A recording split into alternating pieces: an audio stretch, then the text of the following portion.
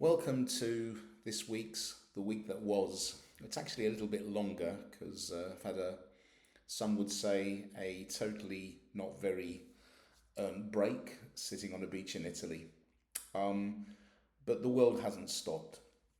But before I talk about some of the events which have struck me during my holiday, yesterday was the opportunity for me to run a webinar on behalf of the Global Institute of Internal Auditors.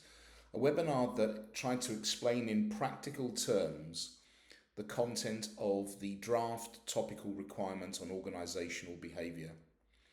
I see this as some of the most consequential work that I've been involved in as a co-author of the draft paper, because it builds a bridge between a vague concept called culture and the very well understood traditional process of risk-based internal auditing.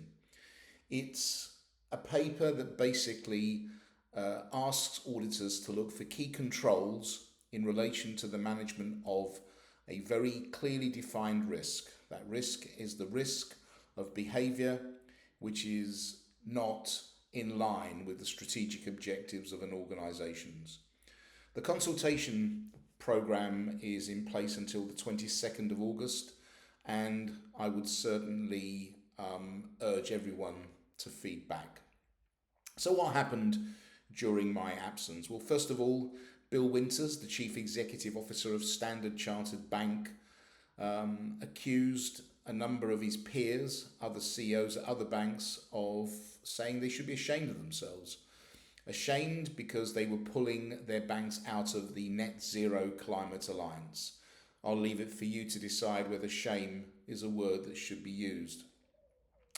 One of the alleged and convicted manipulators of LIBOR, Tom Hayes, was essentially released from jail on the grounds that a court of appeal found that his conviction was unsafe.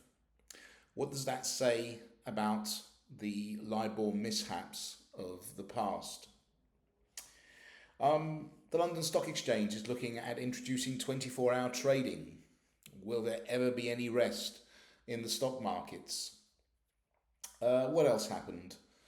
Revolut continues to look for banking licenses in the United States, perhaps through acquisitions, and is coming under pressure in the UK because it's not yet met all of the conditions for full banking authorization.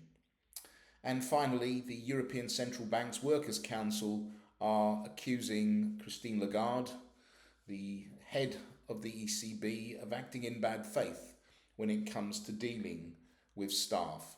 So an awful lot has happened, and I'm sure an awful lot more will happen, and I look forward to sharing some thoughts with you via the week that was. Thank you very much.